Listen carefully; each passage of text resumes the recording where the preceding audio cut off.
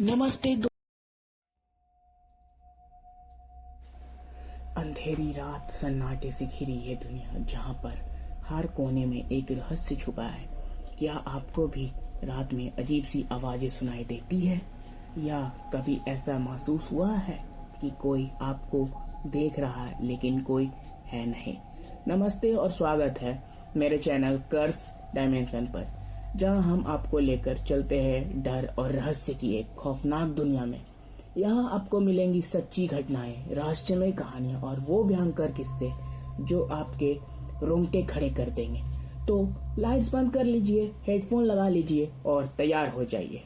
आज की कहानी आपको सोचने पर मजबूर कर देगी कि क्या सच में हमारे आसपास कुछ अनदेखा मौजूद है। आइए शुरू करते हैं आज का खौफनाक सफर। यह कहानी अमेरिका के एक छोटे से शहर वर्जीनिया की है। यह घटना 1970 के दशक की है, जब एक परिवार ने वहां के एक पुराना घर खरीदा था। यह घर पहले से ही खंडर जैसा था और लोग इसे एमिली का घर कहते थे। गांव के बुजुर्गों का मानना था कि इस घर में बुरी आत्माएं रहती है। क्या यह सब महज एक अंधविश्वास था या इस घर से वास्तव में कोई भयंकर रहस्य छिपा था? चलिए जानते हैं इस खौफनाक कहानी को। जॉन और उनकी पत्नी लिंडा अपने 2 बच्चों सैम और क्लारा के साथ इस घर में रहने आए। वे बात पर विश्वास नहीं करते थे कि आत्माएं या भूत जैसी कोई चीज होती है। जॉन का मानना था कि यह सब पुरानी कहानियां हैं जो लोगों को डराने के लिए बनाई गई है।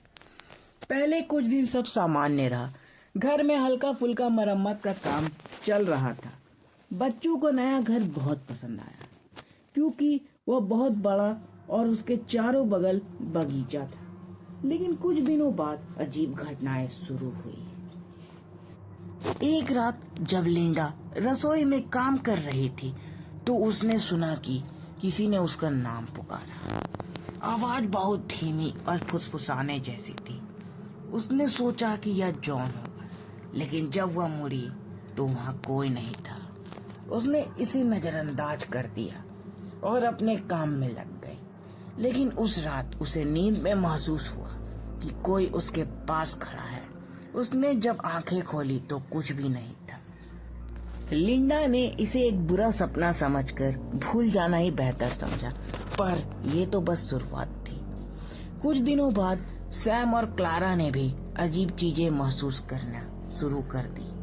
क्लारा ने बताया कि वह अक्सर रात में अपने कमरे में किसी के चलने की आवाजें सुनती है।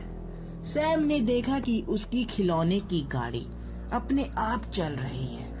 पहले जॉन और लिंडा ने सोचा कि यह बच्चों की कल्पना हो सकती है, लेकिन जल्द ही उन्हें भी महसूस हुआ कि कुछ गलत हो रहा है। पूरा परिवार परेशान हो चुका था, तो लिंडा ने घर के आसपास पड़ोसियों से बात करने का फैसला लिया। घर के पड़ोसियों ने जॉन और लिंडा को बताया कि यह घर एमिली नाम की एक महिला का था। एमिली एक अकेली औरत थी जिसे लोग पागल कहते थे। गांव वालों का मानना था कि उसने अपनी बेटी को मार डाला था और बाद में खुद को फांसी लगा ली थी। तब से इस घर को एमिली का श्रापित घर कहा जाने लगा। ये बात सुनकर जॉन और लिंडा दोनों घबरा गए और जॉन और लिंडा को अब यकीन होने लगा कि हमारे साथ कुछ गलत हो रहा है। एक रात जब पूरा परिवार सो रहा था, तभी घर में अचानक से दरवाजे खुद ब खुद खुलने और बंद होने लगे। बच्चों के कमरे की खिड़कियां तेज आवाज से धड़कने लगी। लिंडा ने अपने कमरे में देखा कि दीवार पर खून के निशान बन रहे हैं। जॉन ने इसे अपनी हाथों से छूने की कोशिश की। उस घर में वापस नहीं गए। यह घटना उनके जीवन का सबसे डरावना अनुभव बन गया। आज भी वह घर उसी हालत में खड़ा है। कोई वहां रहने की हिम्मत नहीं कर सकता। जो लोग वहां से गुजरते हैं वे कहते हैं कि कभी कभी घर की खिड़कियां से एक औरत का चेहरा झांकता हुआ दिखता है। लोग मानते हैं कि वह एमिली की आत्मा है। जो अब भी उस घर में फंसी हुई है। लेकिन कहानी यहीं खत्म नहीं होती। कुछ सालों बाद कुछ साहसी भूत शोधकर्ता उस घर में गए। उनके पास आधुनिक उपकरण थे जिसने वे भूतिया गतिविधियां को रिकॉर्ड करते थे। उन्होंने सुना कि कोई धीमी आवाज में यहाँ से चले जाओ कह रहा है। उनके कैमरों ने काले सायों को घर के कमरे में घूमते हुए रिकॉर्ड किया।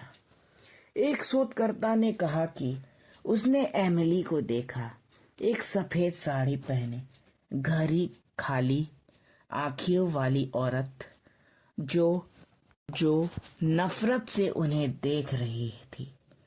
वह डर के मारे बेहोश हो गया और टीम तुरंत घर छोड़ भाग गई।